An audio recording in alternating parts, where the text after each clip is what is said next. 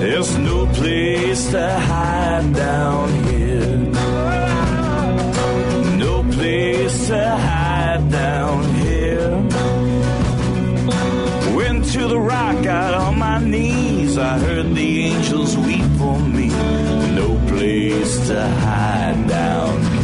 This is Larry Connors USA. Larry Connors USA. So the other day, President Biden announced that he was going to set up a Supreme Court commission to look at how they could improve the U.S. Supreme Court.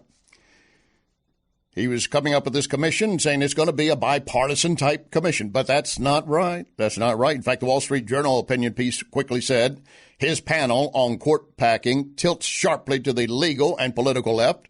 The publisher of the Federalist stated a number of different people who are on there as kind of a token conservatives who are actually people strongly anti-Trump, anti-conservative, basically pro-big business.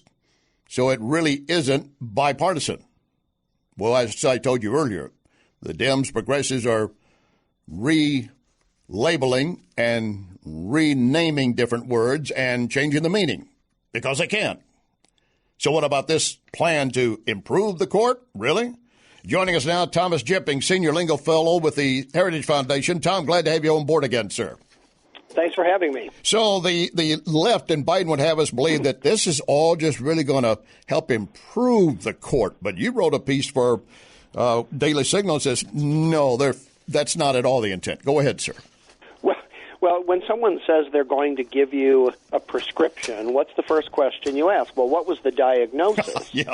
If someone's going to offer a solution, you ought to ask, well, what's the problem? And that's really what we have to do here. There's no doubt that the left wants to change the judiciary. They don't like the way our judiciary is designed. They want federal judges to have much more power than they are designed to have, so that they can avoid you and me, the American people, and impose their political agenda. But, our system is designed really very well, and it limits the power of unelected judges. So what's the left supposed to do? Well, they could be honest and just say... No, that's not possible. I'm sorry, Tom, that's not possible. They can't be honest. Well, that's a theory. But go ahead. All right. It's kind of like a unicorn. It hasn't been seen, but... So this is what they've chosen to do instead. You remember during the presidential campaign, people were pushing Joe Biden to say, do you support court packing? Do you support artificially expanding the Supreme Court just for the purpose of appointing new additional left-wing judges? And he wouldn't say. The only thing he talked about was, well, I think we're going to have a commission to study the courts because they're out of whack. That was the only thing that he said. Well, being out of whack, I mean, I'm out of whack. It's not a problem. It's not the kind of problem you can pin down that justifies this kind of thing. So what this is basically a cloaking device. It's a way to mask what they're really trying to achieve, so that this outside commission with all these smart, law professors. There's 36 members. It's the largest court reform commission that's ever been created. I don't think anything can be done with 36, but go ahead. Well, I have a problem doing things with the three voices in my head. But there's 36 members. They're almost all law professors, many of whom have already taken public positions advocating real changes like term limits and court packing and all of this. And it's to create a record of a supposed crisis that really doesn't exist. This is essentially a campaign to take over the Supreme Court, permanently politicize it, so that the American people have less rather than more power over how we govern ourselves. Well, to that point, of course, folks, again, you're listening to Thomas Jipping of the Heritage Foundation. To that point, the U.S. Supreme Court is supposed to not make law, but interpret the Constitution. And even Justice Breyer, appointed by Bill Clinton back in 94, the leftist progressives want him off the bench so they can make a quick replacement. And he's already one of the ones speaking out, tell the Democrats not a good idea to pack the Supreme Court. Here's a leftist judge telling them you're going down the wrong road. Well, the idea of changing the size of the Supreme Court, that's what we call court packing, has been around for a long time. Franklin Roosevelt tried it in the 1930s. But the fact is that the Supreme Court has had 9 members since 1869, and there is no case to be made that that's too low. In fact, I'm sorry, that's not high enough. Right. And so all of these proposals to expand the court are not about helping the court to do its job better or because there's a workload that's just unmanageable. The Supreme Court decides fewer than half the cases every year that it did just 30 years ago. The only purpose for expanding the court is to create new vacancies that Joe Biden can immediately fill so that to change the way that the court decides cases. Now, that has never been done. It should never be done. The independence of our courts are literally one of the reasons why we declared independence from Great Britain.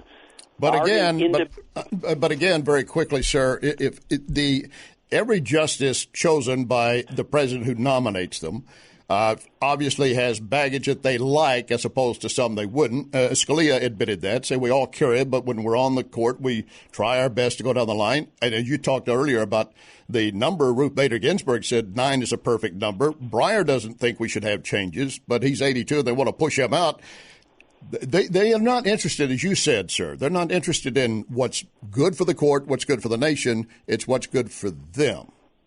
This is about further pushing the judicial branch toward being an engine of politics. Yeah. And it's exactly the opposite of the way our system was designed. There are judiciaries all over the world. There are written constitutions in countries all over the world.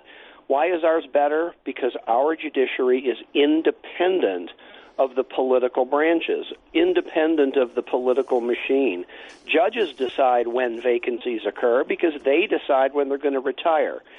This kind of a plan, court packing or other kinds of ideas, they would have the politicians create the vacancies by just simply creating unnecessary new judgeships solely so that they can appoint political judges. You pointed out this would permanently destroy the reason why our judiciary is better than any other in the world. And you pointed out in your article you did for Daily Signal that you were referring to Harvard Law School Professor Emeritus Lawrence Tribe is on this commission, and his 1985 book, God Save This Honorable Court, he outlined how the Senate could refuse to confirm any Supreme Court nominee who would not commit to particular rulings on certain constitutional issues. In other words, we want your ruling right now as you're going through the confirmation. Now, we know every time, regardless of which side is presenting a candidate, they're questioned by the opposing side on certain issues, abortion, gun control, things of this nature. And generally, if they don't have prior writings and decisions, they're going to say, well, I'll have to see what comes in front of me. Is that obviously won't be effective, right? I think if you ask most Americans, should judges decide cases impartially, or should they decide cases the way they want them to come out? Right. When you go to a baseball game, you do not believe that the umpire is going to skew and rig the rules so that his favorite team wins. Everybody knows that that's the kind of judiciary that we ought to have. Professor Tribe, law professors can do good things, but I tell you, they can do a lot of damage, too. Yeah. Larry Tribe has been leading each effort of the last almost 40 years to push the courts in a political direction. And each time we do this, there's no going back. This is the thing. If we abandon the kind of independence that our judiciary has had from the very beginning, there's no getting it back. Once we cross that Rubicon and we permanently politicize the courts, I don't know what people think is left to protect their rights. Well, let me ask. An independent judiciary and a constitution is what's supposed to happen. Let me ask the one issue that I think a lot of folks might have some agreement on. The term limits. I mean, when you're appointed to the Supreme Court or any federal judgeship, that's for life. And so is that an issue that really does deserve some, let's say, some inspection? Well, that, too, has been debated for a long time. The problem is not how long a judge serves. The problem is what kind of judge is on the bench. Well, yeah. I would rather have, a Justice Scalia for 30 years than, 3 judges for 10 years apiece who are questionable in their rulings. I worked on the Judiciary Committee in the Senate for 15 years. I saw up close the way the Senate treats judicial nominees. If you have term limits, that means you're going to have 2 or 3 times as many confirmation hearings, 2 or 3 times as many nominees coming before the Senate. I don't want those politicians getting their hands on more judicial nominees than absolutely necessary. Plus the judges' heads are always on the chopping block. That's right. And the more interaction there is between judges and the politicians, the more the judges believe that, they've got to rule a certain way in order to keep their job, and that is exactly what King George did in the 18th century, and it's one of the very reasons why we declared independence. In the last 15, 20 seconds, do you think the commission's really going to come up with anything that we don't already know? They could write the paper right now. This is all for show? Well, they've got 180 days. The really unique thing, though, is they're supposedly not going to issue any recommendations. That's what commissions usually do. So I ask, then, what is the point? Good point. Good point. Thomas Jipping, always glad to have you on board, sir. Appreciate it. Thanks, Larry. You bet. Thomas Jipping of the Heritage Foundation. Yeah, what is the point? They're going to do all that, and then they're not going to give you anything? Coming up, how CNN called you out for being a racist, and now maybe the question should be raised about CNN.